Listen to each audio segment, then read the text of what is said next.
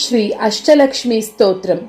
सुमनसवन्दित सुन्दरि माधवी चन्द्र सहोदरि हेममये मुनिगणमण्डित मोक्षप्रदायिनि मञ्जुलभाषिनि वेदनुते पङ्कजवासिनि देवसुपूजित सद्गुणवर्षिणि शान्तियुते जय जय हे मधुसूदन कामिनि आदिलक्ष्मी सदा पालय माम्।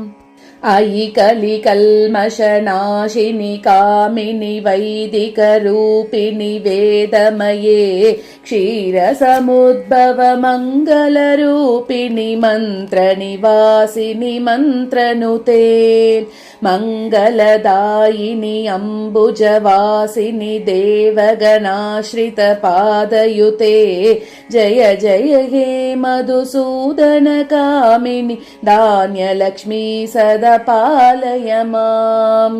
जय वरवर्णिनि वैष्णवि भार्गवि मन्त्रस्वरूपिणि मन्त्रमये सुरगणपूजित शीघ्रफलप्रद ज्ञानविकासिनि शास्त्रनुते भवभयहारिणि पापविमोचनि साधुजनाश्रितपादयुते जय जय हे मधुसूदन कामिनि धैर्यलक्ष्मी सदा पालय माम्। जय जय दुर्गदिनाशिनि कामिनि सर्वफलप्रद शास्त्रमये रदगज दुरगपदादि समावृत परिजन मण्डित लोकनुते हरिहर ब्रह्म सुपूजित सेवित तापनिवारिणि पादयुते जय जय हे मधुसूदन कामिनि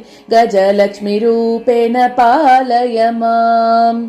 अयि खगवाहिनि मोहिनि चक्रिनि रागविवर्धिनि ज्ञानमये गुणगणवारिति लोकहितैक्षिणि स्वरशब्दभूषित गाननुते सकल सुरासुर देव मुनीश्वर मानव वन्दित पादयुते जय जय हे मधुसूदन कामिनि सन्तानलक्ष्मी सदा पालय माम्।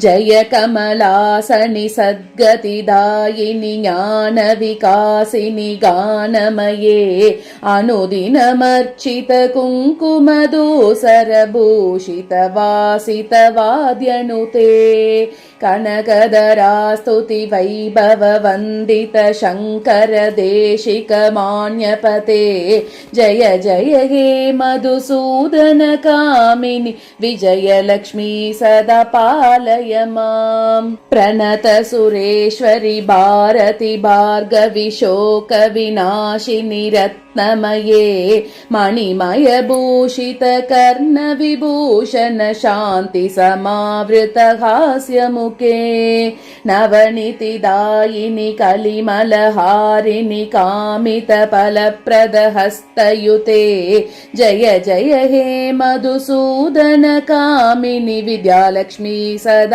पालय माम्। दिमि दिमि दिन्दिमि दिन्दिमि दिन्दिमि दुन्दुबिनाद सुपूर्णमये गुम गुम गुङ्गुम गुङ्गुम गुङ्गुम शङ्खनिनाद सुवाद्यनुते वेद पुराणेतिहास सुपूजित वैदिक मार्ग प्रदर्शयुते जय जय हे मधुसूदन कामिनि धनलक्ष्मी रूपेण पालय माम्।